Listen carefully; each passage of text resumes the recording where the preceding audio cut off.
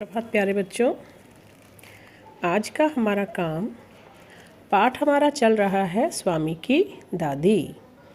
और पाठ के आधार पर ही हमने आपका ये काम लिया हुआ है।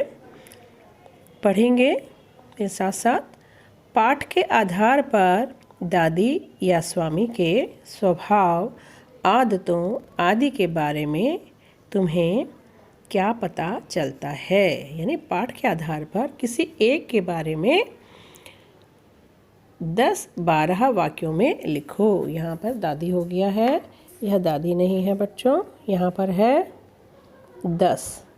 ठीक है, तो 10-12 वाक्यों में आपको लिखना है। और दादी के बारे में तो मैं आपको लिखवा चुकी हूँ। आज हम ले रहे हैं स्वामीनाथन, क्योंकि दोनों ही कहानी के मुख्य पात्र हैं। ठीक है, दोनों के बिना कहानी अधूरी है, इसलिए दोनों के ही बारे में जानना हमें ज़रूरी है।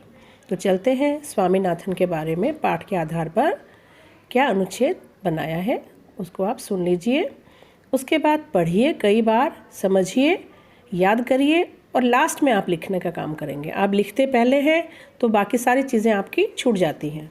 चलिए, स्वामीनाथन एक छोटा लड़का था। मैंने बताया था ना, लगभग आपके ही उम्र का बच्चा है बच्चों। वह अपनी दादी से बहुत प्यार करता था, जो कि आप सब भी करते होंगे अपनी दादी, नानी और बड़ों से। वह अपनी दादी को अपनी दोस्तों की बातें बढ़ा चढ़ा कर बताता था। ये आप भी करते हैं। और दादी के दिलचस्पी ना दिखाने पर उससे गुस्सा आ जाता था, क्योंकि भाई दादी को इंटरेस्ट इसलिए नहीं आता कि दादी तो उन्हें जानती नहीं है, कौन क्लास का बच्चा है, दादी करती रहती है ना। तो दादी की पुरानी बातों में उसे भी बिल्कुल दिलचस्पी नहीं थी। यानी जब दादी भी अपनी बातें सुनाती थी तो उसको भी ज़्यादा मज़ा नहीं आता था अपनी दादी की बातों पर।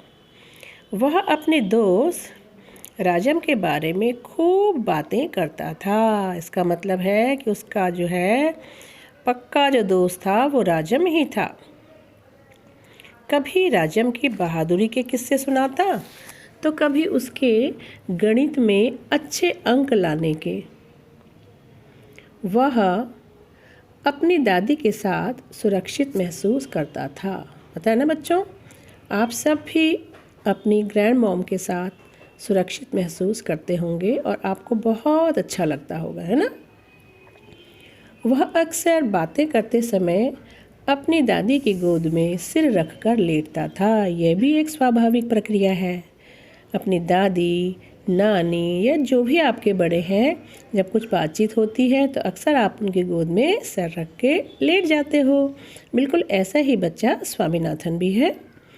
दादी से बातें करते या कहानी सुनते सुनते वह सो भी जाता था। अक्सर सोते समय दादियाँ, नानियाँ, मम्मी बच्चों को कहानी ही सुनाती है, और वह कहानी बच्चों के लिए बहुत प्रेरणा के स्रोत होते हैं। बहुत कुछ सीखते हैं बच्चे उन कहानियों से। तो बच्चों, आपने जाना किस तरह से स्वामीनाथन और दादी दोनों ही एक दूसरे से कैसे जुड़े हुए थे। इस कहानी के माध्यम से दोनों के बारे में मैंने अलग अलग आपको अनुच्छेद लिखवा दिए हैं। बातें वही हैं।